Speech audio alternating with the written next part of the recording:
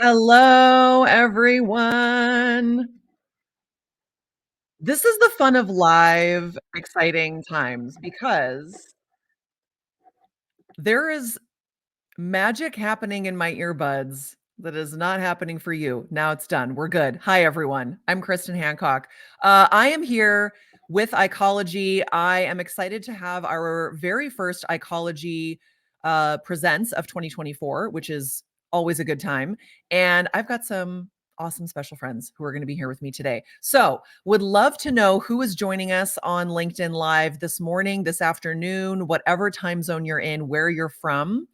Would love to hear who is job seeking. I hope there are lots of you on this one call because we've got lots of advice and cheerleading and high fives happening, which is always, always a good time.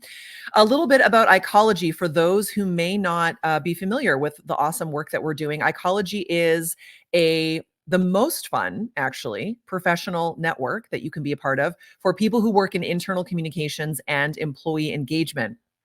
We, about a year ago, maybe a bit longer, realized that our industry, the industry of internal communications, has been fraught with layoffs, downsizing, reduction in forces, companies freezing hiring, all kinds of roller coaster things related to the job market. And it's been frustrating, to say the least, for a lot of people. And so we started a bi-weekly job seeker support team in Ecology. So for any of our members, every second Wednesday, we have a half-hour call. We share job opportunities. We share interview advice.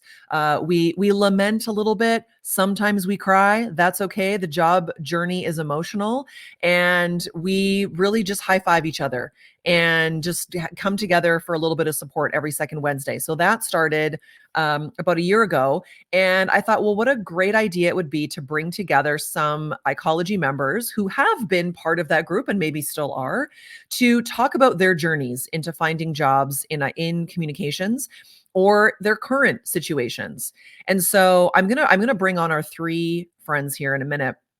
But before I do that, I want to acknowledge that this is an emotional topic, and it takes a lot of courage for folks to be up here talking about what they've gone through, what they're going through, what the job market is like.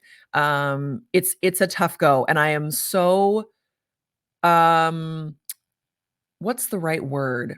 I am honored. That's the right word. I am very honored that these three people have opened up their personal lives and professional lives to me and also to all of you. You're all in for a treat to talk a little bit more about what it's like. So, without further ado, I will bring to the stage Bella Moore, Laura King, and Rhonda Carlson. Hello, everyone. Hello. Hi, hi, hi. We've got a lot of people joining us from all kinds of cool places. Okay, Michael's here from PA near Philadelphia.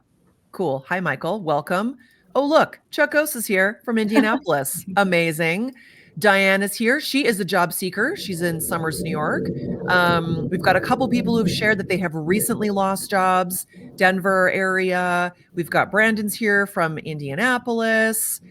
We've got Raleigh. Oh my goodness, all these people. Oh my gosh, Laura, you have a fan club. Who's Thanks. I'll take amazing. it. So the other thing I want to acknowledge is that our friend Laura here is a dedicated Ecology member, and she is currently located in Dubai. And the reason I'm sharing this is because it is what time for you right now?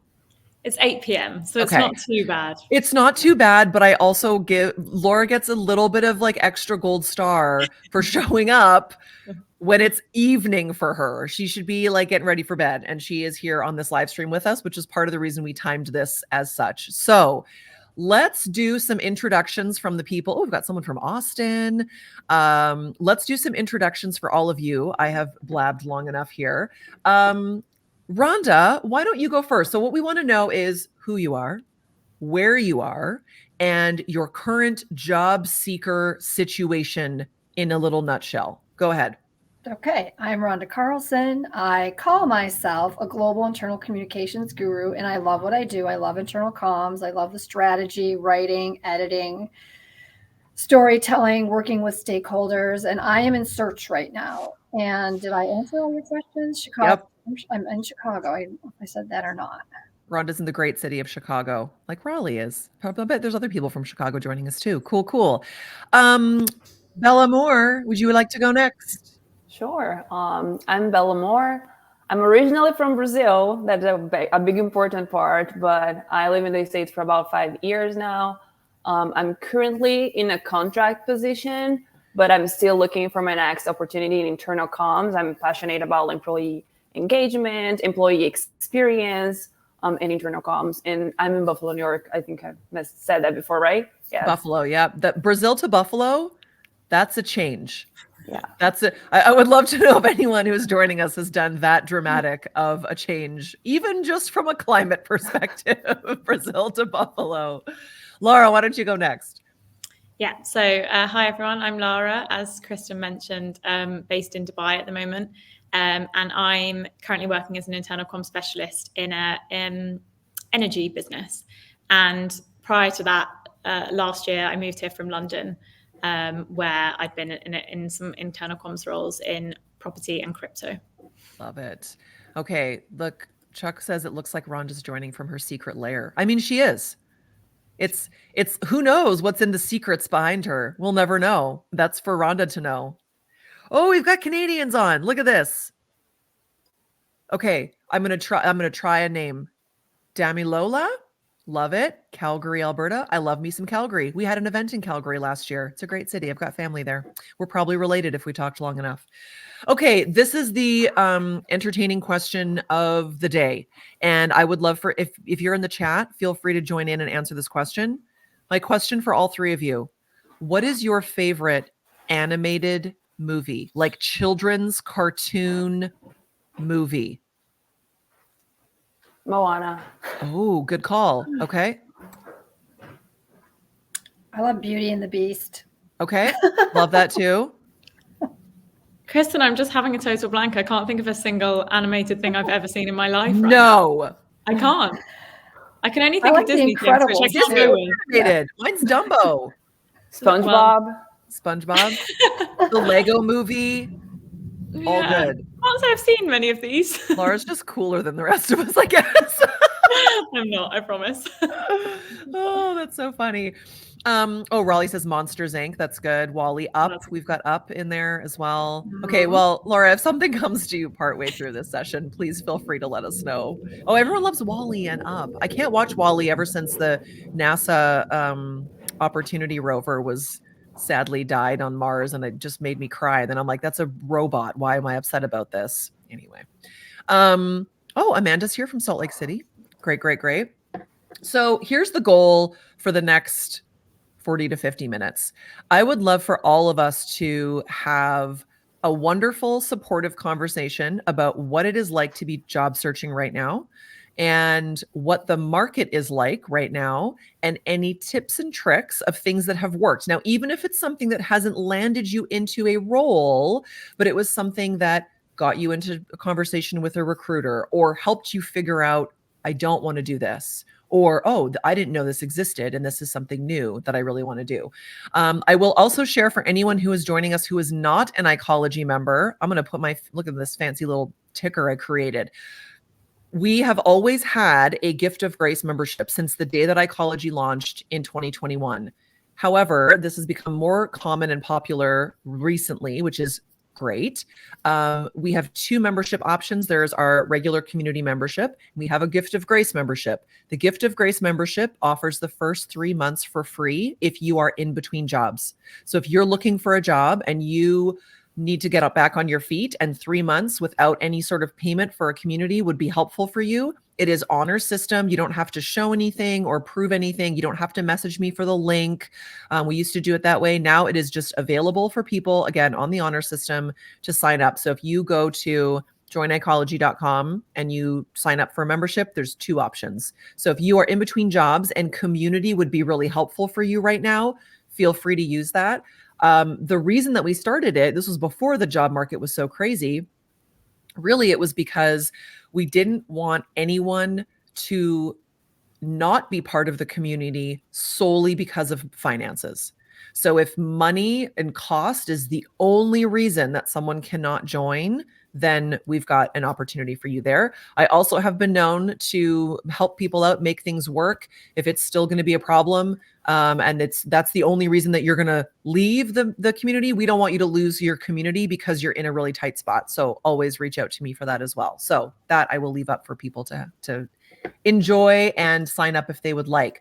So let's begin by acknowledging the roller coaster that is job seeking right now.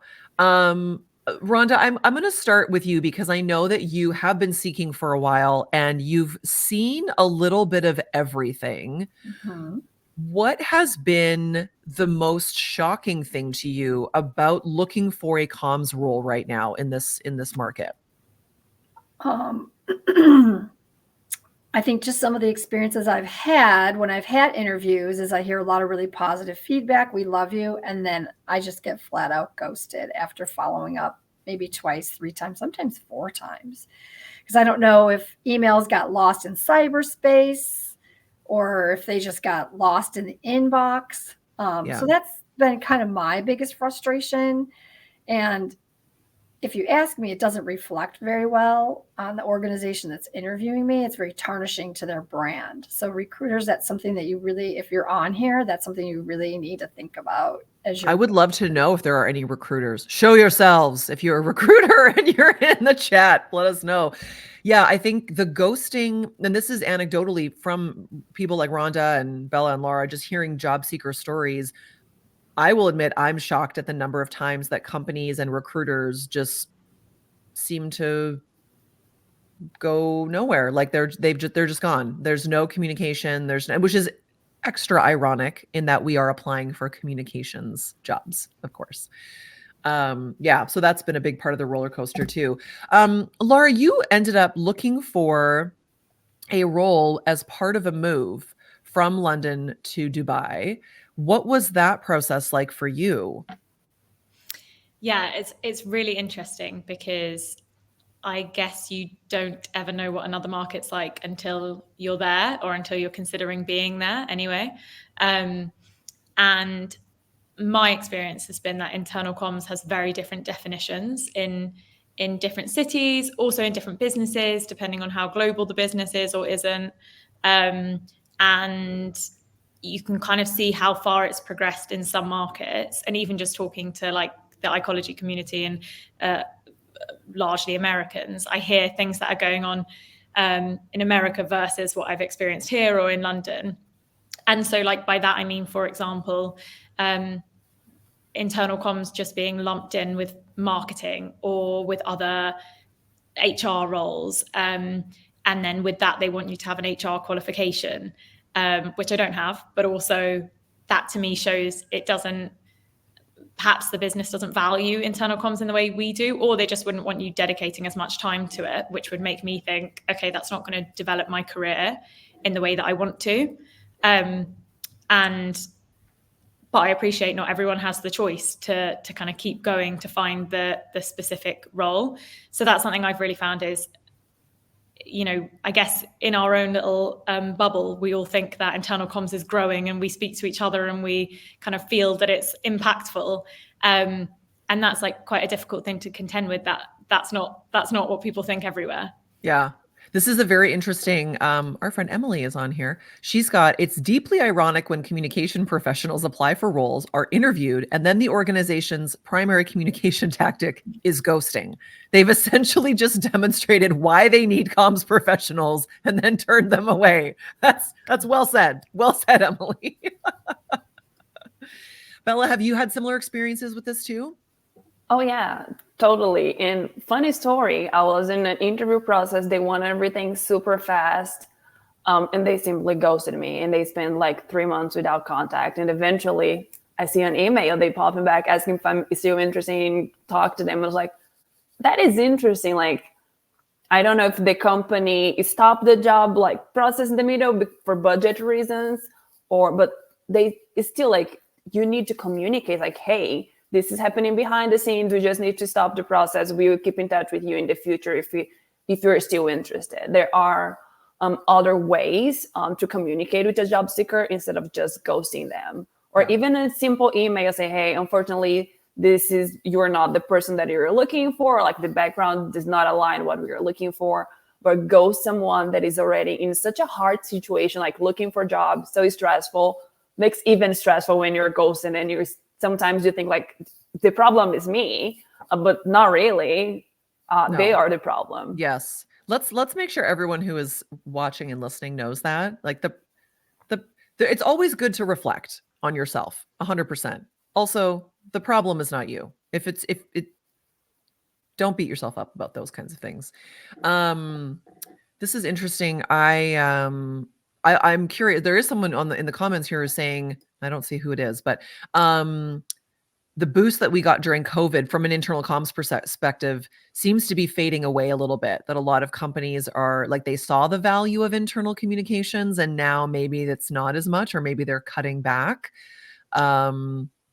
I don't know if everyone is seeing this. I mean, I'm not an in-house communicator, so that's not my place to comment on it.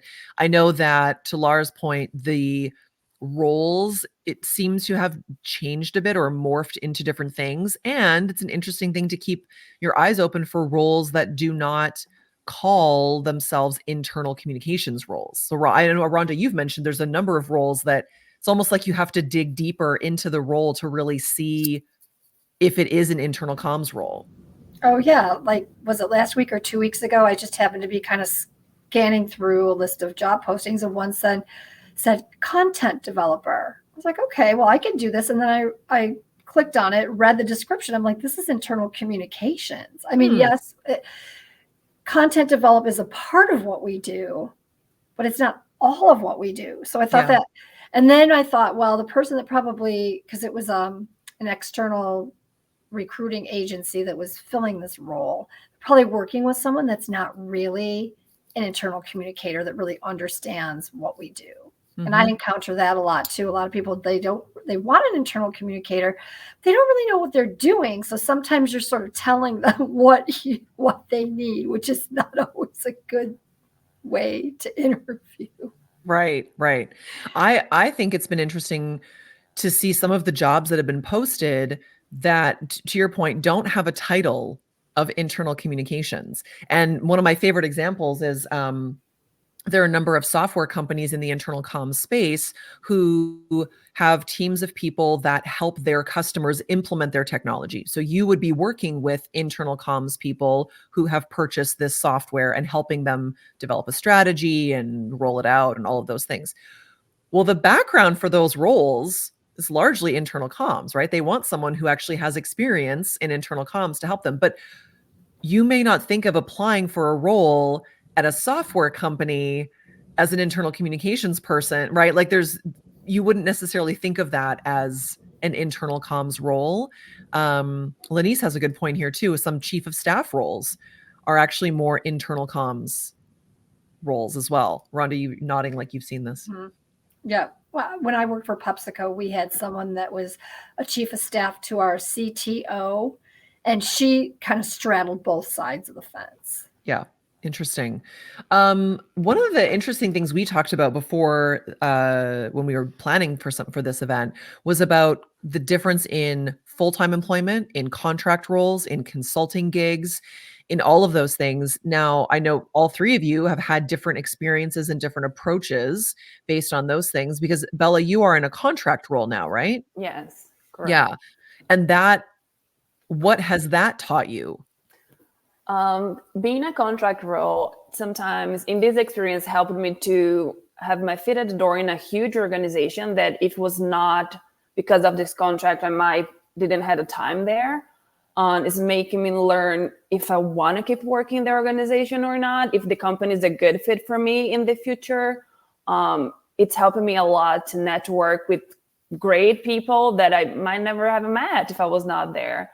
So having in this also a little bit of time for me to catch my breath in order to keep diving and keep like interviewing more, because it is hard interview. So sometimes taking a 3 months or 4 months contract can help us like, okay, I'm still in the game. I'm not like I have something to looking forward. And also it's a great way to network. And for me was one of the biggest points was learn something new, learn about a completely different industry, because my previous experience was in the automotive business, manufacturing, and in a tech company. And now the contract job is for a company retail.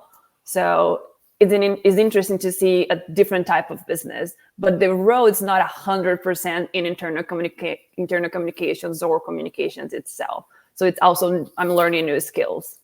Is internal and external, or just other things? Not really. It's a little bit of a mix. I'm supporting one specific team with the projects that they have, and the project that I'm working with them, it's in communication, but sometimes there is a little bit more of like with the creative side, like create a template here and there, which was not one of my major skills.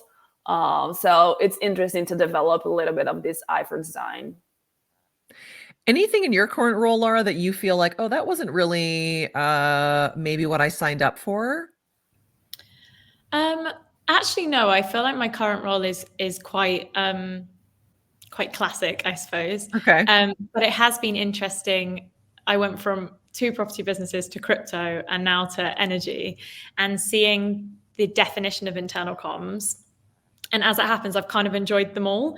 But some businesses are saying internal comms, meaning like your email send platforms and your kind of scripts and town hall moderation, those types of things.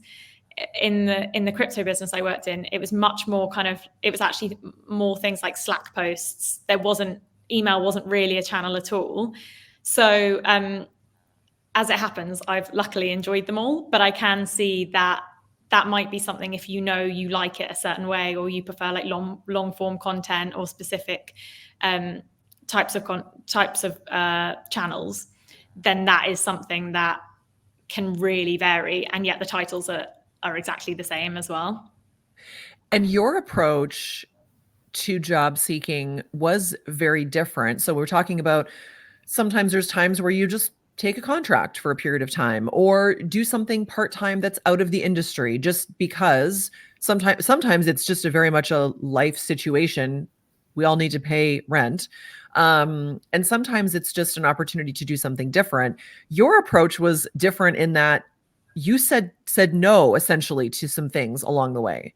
Yeah, my biggest lesson really was I dug my heels in, and I was lucky. I had a job, so I appreciate it. It's different in different circumstances, but I was so clear on what I wanted. It was all I thought about, so I knew exactly what it would look like when I saw it, and I was able just to dig my heels in, and things did kind of fly my way.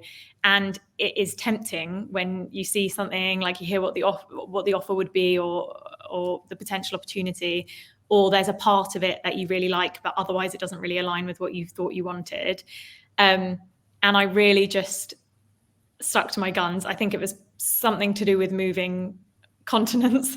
I just thought, no, it needs to be right. There's too much change happening. I don't want to take a wrong step here. And I just waited until I found a role that just perfectly aligned with what I had been imagining. And also my experience, to be fair. I hadn't just dreamt up. Right. And because of that, when I saw the job description, I was like, yep, perfect, that's it, ready. And I almost, like, even prepping for the interview, I was like, I know what I want to say because I've been thinking about this for months. So yeah, I appreciate this is really circumstantial advice, but for me, I'm so pleased that I kind of stuck to my guns. And with people saying, oh, but that could be good, or would you not consider something a bit different? In this particular instance, I'm just so glad I stuck to what I wanted and waited for the right opportunity to come along. And I love that, to your point, it is every piece of advice that we will give today is circumstantial to some extent, right? There are people who have the ability, if you're currently in a job or you've got a partner who has a job or whatever, to wait for that right opportunity. But Rhonda, your approach has been somewhat similar as well. Like, you're very focused on what you're looking for. Oh yeah, I know exactly what it is I'm looking for, but I don't turn down, like if I'm networking, I don't necessarily turn down the opportunity to talk to different people because maybe they aren't exactly my lane, but they could get me to someone who Mhm. does what I do, working for an organization that I potentially would like to work for. But Mhm. I mean, I love what I do.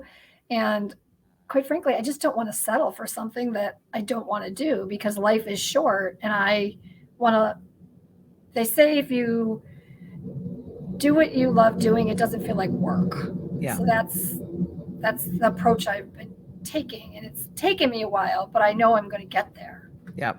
We know you're going to get there. I'm We all know that. Everyone who's in the chat right now, this is part of the high five system here is like we're all high fiving every person who's on this call and in this chat. If you are looking for a role, you're going to find the role, no question. I'm curious about the it's been many years since I have applied for jobs.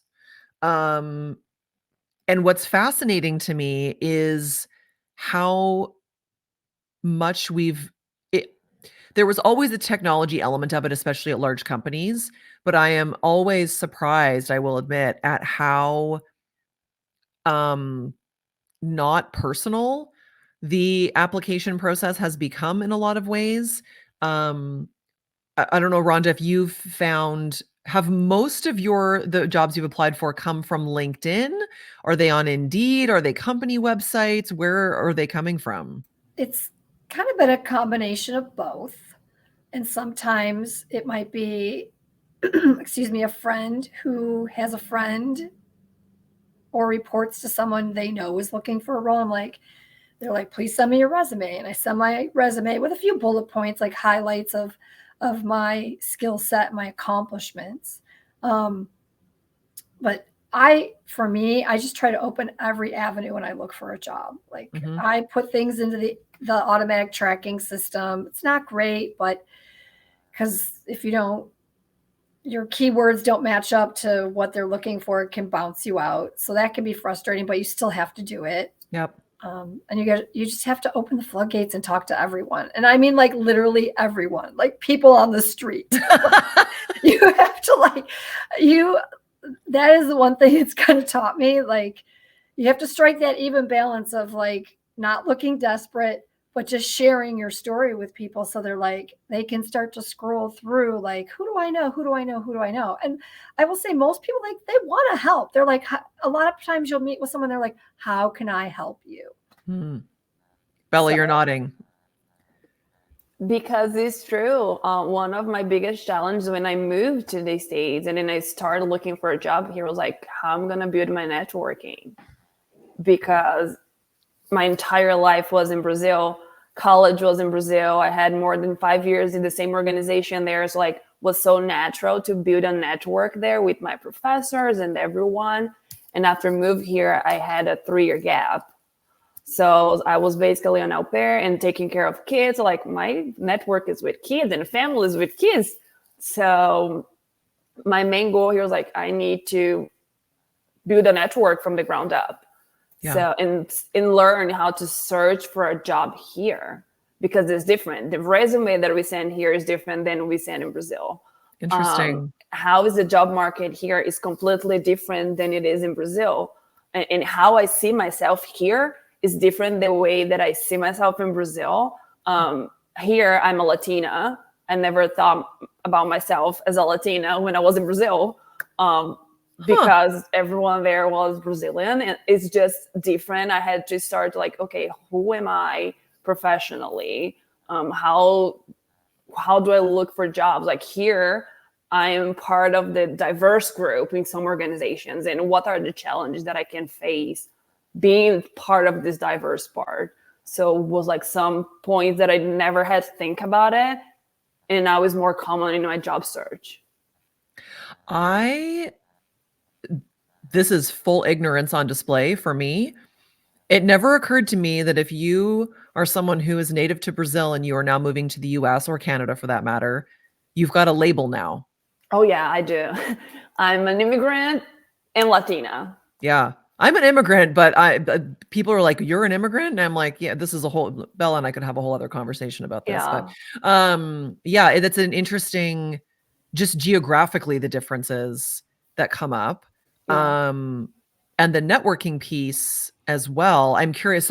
So Keith in the comments here is saying that that's one thing that's buoyed him up since his layoff was so many people reaching out asking like how they can help. So here's a question. Let's do a little round table, each of you. What is the thing that if someone says, hey, how can I help? What is the thing they can do for you that is most helpful? I would say, can we have a chat? Like, can I connect with you and talk to you? Because if I only send my resume to you, maybe it's not that helpful, but I want to create a connection and learn more about you. So this way I can tell you more how you can help me somehow. And also it's a way to start to building a connection and in a network itself. So Yep. I would say that. Laura, what about you? I think I'd go for, is there anyone in your network? And it doesn't have to be your professional network. Does your mum do a job that's something that they might have roles in internal comms or anything like that? And actually, when people ask that, it's everyone has a network of some description, family, friends, whatever. So I think just literally taking 5 minutes to think, okay, who do I know that does anything, or like, what sector are you interested in? Okay, I don't know anyone in comms there, but I know someone who works there. Mhm. Like, would that be useful? Just thinking through your list of connections and thinking if there's anyone that they can then connect with to do Bella's step of the chat. Yeah. Rhonda? Well, I agree wholeheartedly with both Bella and Laura. I wouldn't, but I will add one thing that's a little bit of a detour. When I go into LinkedIn and I can see who's viewed my profile and they're not part of my network, I immediately click on their profile and I read it, and then I connect with them. And then I ask, hey, I noticed you viewed my profile. I noticed you noticing me. Yes, kind of. And then like, if it looks like they're kind of in my lane, I'll say, hey, would you have 15 or 20 minutes to talk? I'd really like to get to people. I really like to get to know the people in my network, which is true because let's face it, a lot of us have people in our LinkedIn network that hit us up and we have no idea who they are. So when like a Bella or Lara comes to me and says, hey, I see you know so-and-so that works for such and such a company, can you make the introduction? I'm like, I don't really know them, but I'm happy to do it if certainly I have had some kind of conversation, or at least can go back and refresh people's memory. Yep. And so that, I would say that has worked for me a handful of times. I will say I have a little LinkedIn soapbox. It's funny. Chuck, I think this was your post today. About LinkedIn connections and connection requests. And my LinkedIn network is 100% people who I know and I would be comfortable making an introduction for. I think some of the challenge on LinkedIn that I've found is I will reach out to someone and say, hey, I noticed that you have a connection here. Would you mind introducing me? And then Rhonda, to your point, they're like, oh, I don't actually know that person. And then I'm like, well, why are you connected to them on LinkedIn then if you don't know them or you can't introduce them? There's the follow button, which is sometimes more helpful for those things.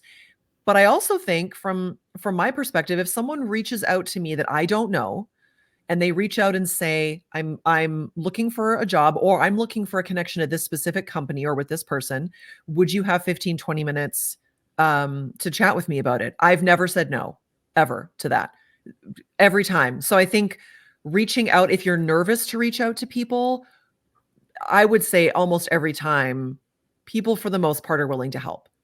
I am happy to. I actually bought Calendly for basically this reason, because there was lots of people who were like, hey, do you have 20 minutes? And I was like trying to schedule things. I'm like, here's the link. Here's the link. Yes, of course I do. So reaching out to people. Oh, here we go. Agreement from the chat, from the chatter. It's doing what Rhonda's referencing that led me to this community. Welcome. We love to have you. That's amazing. And great tip. What the other thing I'm curious about for all of you, has it made an impact for you on LinkedIn specifically if people have recommended you or added like a reference? Has that made a difference? I want to say yes. And something that I do every couple of years is ask people could you please make a recommendation? Like you wrote a recommendation for me recently. And I've like people like that I add to my network that I get to know fairly well, even if I didn't work with them, because I do feel it's good to have people that you don't work with, but you have a connection with that can at least speak to your character Mm-hmm. and your soft skills, even if they've never really seen your work. Yeah. So I feel like that is important. And Yeah. actually, when I lost my job, like in 2018, I had outplacement service. And one of the things they helped me do was actually create and really form my LinkedIn profile, which I didn't really ever have that before. That's And one of the helpful. things that they had recommended was, ask people in your network to make recommendations. So I've kept up with that. I've been very consistent with that. Michael's got an interesting point. It's valued, but I'm not sure of the impact. I agree. I actually don't know the impact. I'm happy to do recommendations for people if I've worked with you or whatever. I agree. I'm curious, maybe from like an algorithm or back end perspective, the impact that those have, but also it doesn't take very long to do. So I'm a little bit of a purple squirrel in that when I know I'm going to be interviewing with even just the recruiter, I go in and I look at his or her profile, and the first thing I scroll down to is the recommendations. So interesting. I want to know a little bit about who it is that is interviewing me and see if there's any thread, Okay. like a common thread there. Okay. So I Okay. can start to build a rapport and a relationship. Okay. Interesting. I love it. Let's talk interviews, because I know this is like just a fun topic.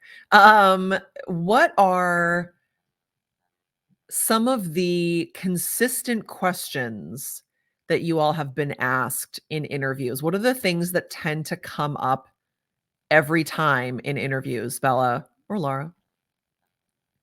That's a great question. I believe like one of the questions, like how your past experience can align with this world, that's very common. And one question that I got asked more than once was, if a higher up asking you to publish something, even though you don't agree, how you would respond to that. And I was like, okay, Ooh. that's interesting. So those were two common questions. But the second one, I always think that is very interesting because there is a lot of ways to respond to that question, but I don't know which one you wanted me to respond. That's an interesting ethical question.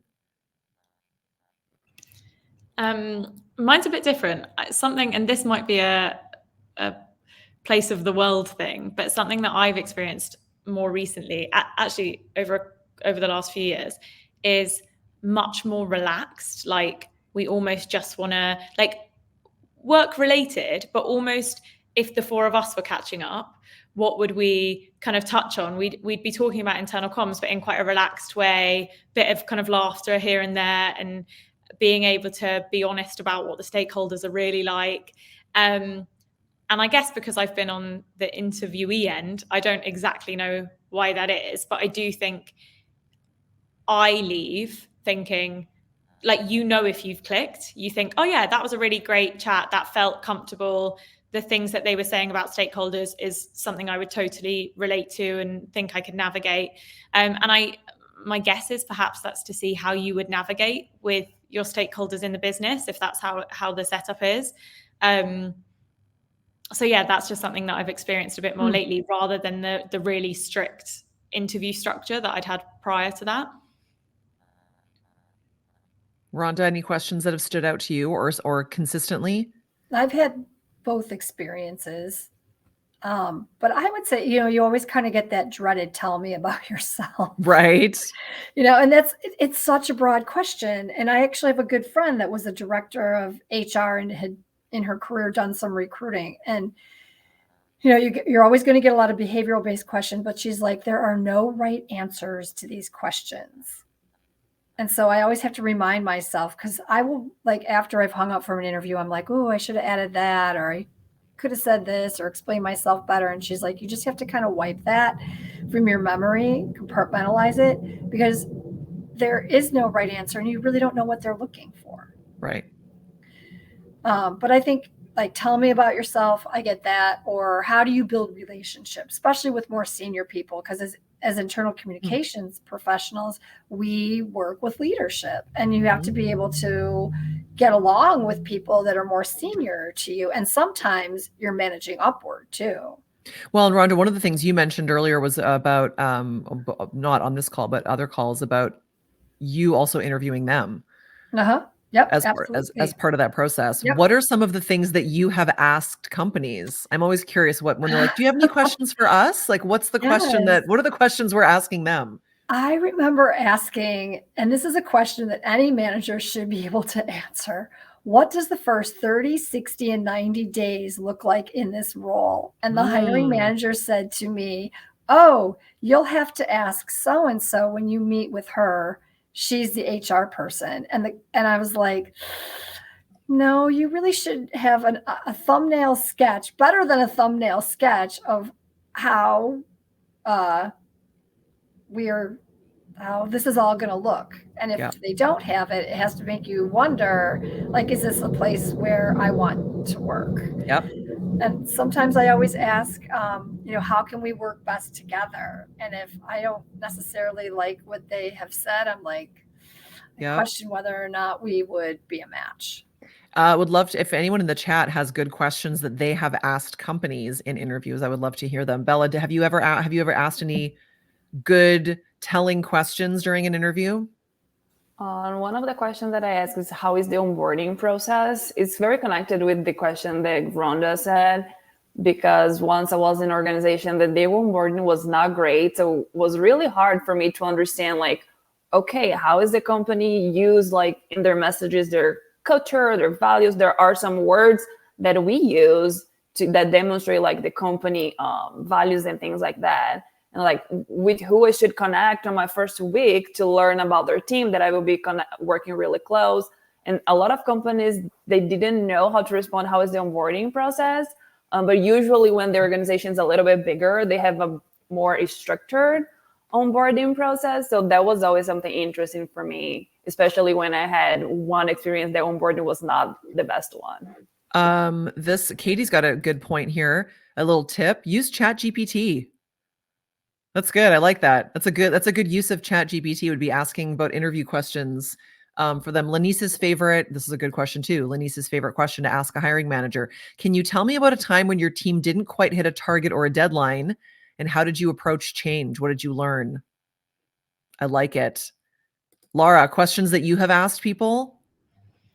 Yeah, I think I've got a couple for this one. One is, I love to ask something around the approach to flexible working or hybrid working, not because it's necessarily a non-negotiable for me, but I think it's a good tell for if someone's a micromanager, because if they're very hard line about it, in my experience, I think that's usually a sign that there's someone who's going to be clock watching, presenteeism. And if they're like, at the moment we're in the office 4 days a week, but if you've got a delivery and you need to be home, that's fine. Someone else, so-and-so leaves early because there's lots of traffic on their route, but they log on later or whatever. I think that gives you a sense for, okay, I think there's like a bit of trust here and a bit of breathing space. So that's one. And another one is, I think it's good to ask at the end, if there's space, if there's anything that you haven't covered or that isn't on your CV or your resume that they feel like is a gap that might be required in the role. And I think usually they'll have already asked the questions around it. But in my experience, it's given me the opportunity to, if they say, oh, I think you've answered this, but something I was thinking about was you hadn't mentioned that you have experience doing X, then that gives you the opportunity, if you have, or you have something to say on it, to at least kind of give a brief overview of, oh, yeah, I haven't done it in a few years, but I had previously done X, Y, and Z, or at least say, I'm a fast learner, or whatever your kind of excuses. So just to create a bit of space to pick up on anything that they might want to say as a drawback of you after you've left the room. Yep. One of the questions that I've asked in the past of companies is about professional development, and asking them, like, okay, professional development's really important to me, or it's really important for me to keep learning. What does it look like in this company to support professional development? And I've also there's a very specific question that I've asked before. If I wanted to buy a book related to learning something in this role, what does the approval process look like? And it's a small question because a book might only be $20 or $30, but I feel like that gives you an indication if they're like, oh, well, you've got a budget of $500 a year to do that, so you would just do that and then submit the paperwork. Oh, okay. Or, well, you'd submit a request to your manager who would then submit the request to someone, it has to be approved by finance or whatever. Like I like to know what that looks like. Kind of, Rhonda, to your question about or to your point about the bigger picture, the question is specific about remote or hybrid or like buying a book, but it gives you an indication of what the culture is like at the company as well. Catherine's, what does success look like in this role? And then Chuck added to it, and how is it measured? That's good. I like this question, Emily. What problems are you trying to solve with this role? That's a good question too. Raleigh, what keeps you up at night? What keeps you coming to work I don't want to know what keeps them up at night, to be honest. I'm terrified to ask that question. But I do love what keeps you coming to work every day. That's a good indicator of culture. What's the biggest challenge you and your team are facing? Yep. Also then gives you an opportunity to say how you might help solve it. Oh, here's a good one too. Always ask hiring managers, what would be the reason why they would not hire me for the position, or the reason why they would pause my application? Ooh, that is a bold question to ask in an interview, and I love it. Have any of you ever asked that question? What would be a reason why you would not hire me? Listen, I love the boldness of this, and I love the courage that it takes to ask that question. That's a bold question. I did notice today, actually, this has probably existed for a while, but I didn't realize it until today. LinkedIn has a feature now where you can add a career gap in your job listing. And I have a career gap. I don't know, Bella, if you experienced this as well. When I immigrated to the US, it was illegal for me to have a job. So there's a significant gap it's a year and a half or so on my job history. Now I'm self-employed now, so my resume in a formal sense isn't as important, but it is. I added that to my LinkedIn profile because I thought that was a really good. They give you a number of different options. Yeah, so that's kind of cool. Oh, I'm throwing things around here. The strategy that I used, first I had someone to helping me with my LinkedIn and my resume for the American style. So she used a different strategy with me. She's like, instead of put that you had a gap because you were being an au pair, because that part would not be relevant in your resume. So we listed the courses that I took during that time. That's good.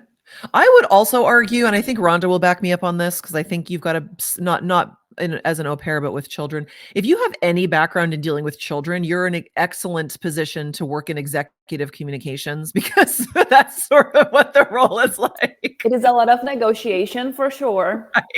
Right. Oh, I love it. Okay, we've got 10 minutes left. So I want to know, first of all, if anyone who's joining us in the chat has any questions for our fine folks in this panel, and any other kind of closing comments or tips. Here's what we're going to talk about for the last 10 minutes. We are going to talk about taking care of yourself, because what I have experienced as an outsider in this world of job seeking is how emotional it is, how psychologically draining it can be, and just what a roller coaster. So I would love to know from each of you, what is the thing or the people or the system that has kept you grounded during this process? Or what is your go-to for keeping yourself sane during this process? And is there a tip that you have for other people, whether it's a podcast that you love to listen to, a book that you read that made a big change in your approach to things? What is that little gift that we can give people before we close out? Who's jumping up to go first?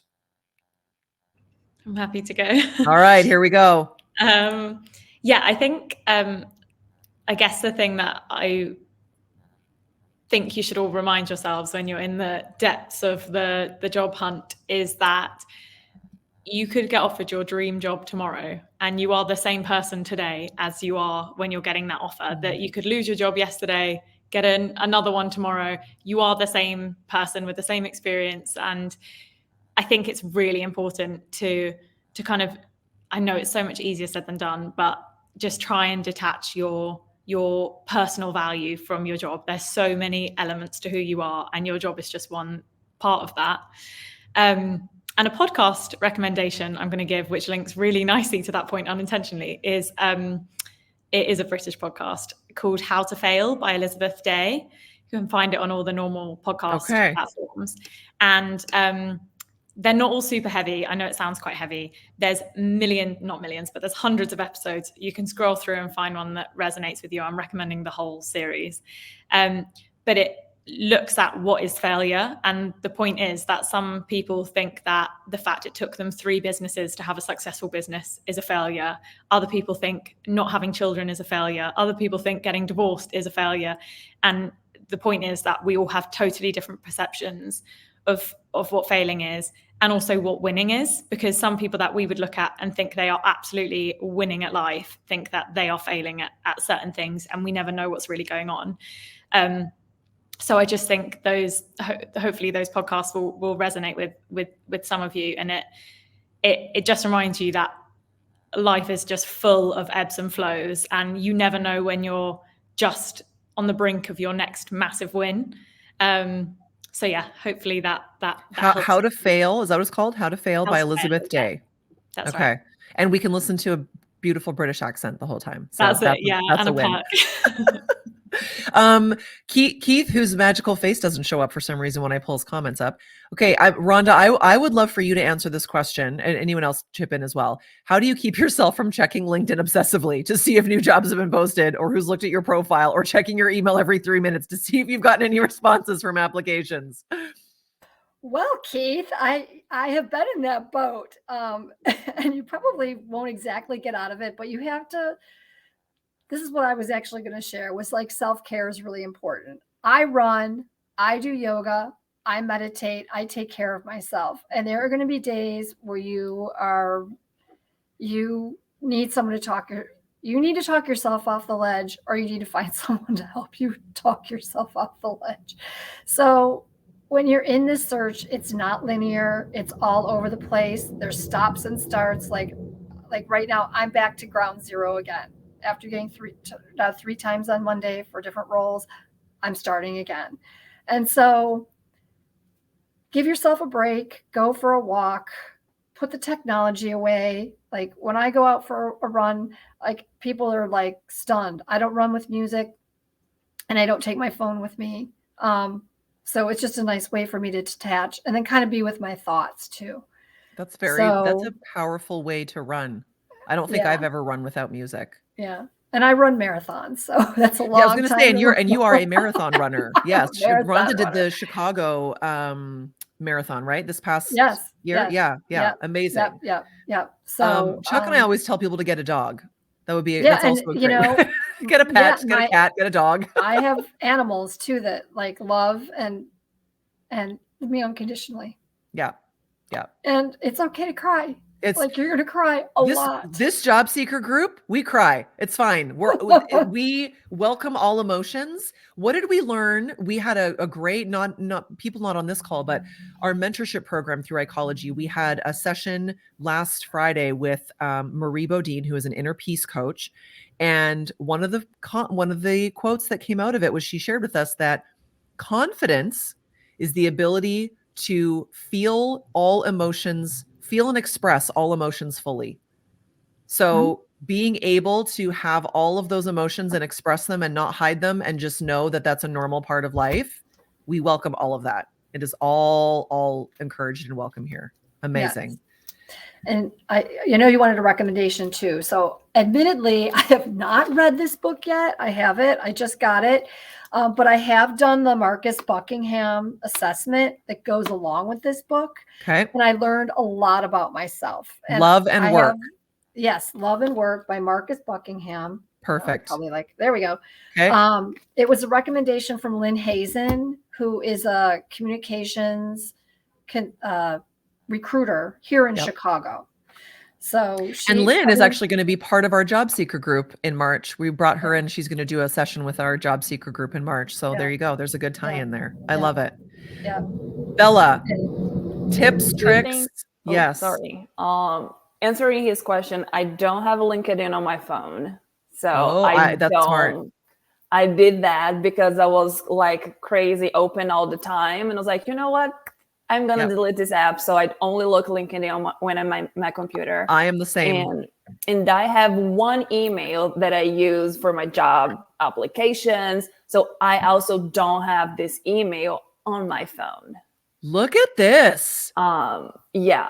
Boundary setting queen. Because I was all the time on my phone. And my husband one day, he was like, what do you do without your phone? I was like, he's so right. Because it's like, you don't talk to me during the day. Like, you were on social media, you were looking yourself in during the job process, you were getting crazy because you were open your email non-stopping for nothing. Those are great tips. So I only use one specific email on my job application. So if I get an email in that specific one, it's because it's something job related, but I'll only see on my computer, and I don't have those on my phone. And I try to do activities that I don't use my phone. Yeah. I do rock climbing twice a week sometimes. So you are not allowed to have your phone with you or watches or nothing like that. So fantastic. I try in something that you're focused in that moment. So like I try to chat on my mind from the job process, but sometimes I was like, you know what? I cannot go rock climbing today because I'm in the middle of the climbing and I'm thinking of my job process, and I stop because like I cannot do both. Yeah.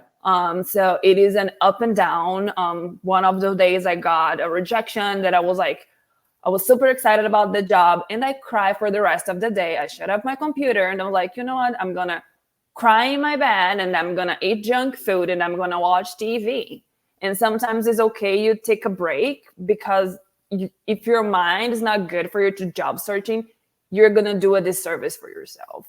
Yep. So that I learned. Therapy. I also have a therapist. So we are also big fans of therapy over here. All of the therapy, do that, all of the time. Very helpful. Yes. Because Chuck says you need to write a LinkedIn post about this. There you go. I do. Boundaries in job search. Yes, I do. I love it. I love it. So I'm gonna. Oh, go ahead. And the book that I want to recommend, it's a book and also an audiobook I listened in Spotify, was a book called You Are a Badass from Jen Sincero. And it was really good because she talks a lot about taking care of yourself and create some boundaries. Yeah. So that book helped me a lot. Yeah, I have also read, she has another book called You Are a Badass at Making Money. I have also read that book. That's a good one too by her. So yeah. So we're going to close out by my reminding people that Bella and Rhonda are both job seekers. Bella's in the Buffalo area. Rhonda's in the Chicago area. Obviously, lots of jobs are remote as well. That's cool. They are both internal communications professionals. Laura is not currently job seeking, but she's in Dubai and she would love to connect with you anyway. I keep joking we need to have like Camp Ecology Dubai or something. I think that sounds like a wonderful idea, in my opinion. If you are joining us and you are not an Ecology member, we would love to have you as part of our community. We do all kinds of fun things. We are the most fun professional network that you will find for internal communicators. And if you are job seeking and in between jobs and cost is a big factor for you, we have a Gift of Grace membership that is available for you to sign up with. Honor System. You do not have to prove anything. It will give you your first 3 months for free. So the link is on our scrolling ticker there that I created. So thank you, all three of you. I know this was helpful for so many people who joined on LinkedIn. The recording will be available afterwards. I am grateful for all of you for being part of Ecology, for being wonderful friends, for being so honest and authentic and vulnerable and sharing your experience. I know that all of the good things are coming to all of us this year in 2024, especially everyone who is looking for a job. So we're going to end up sending with the good vibes to everyone. Like I said, for other people, if you have not joined Ecology and you would love to be a part of it, we would love to have you. That's always a good thing. So thank you everyone for being here. I will see you all in Ecology and have the very best rest of your Thursday. Bye everyone.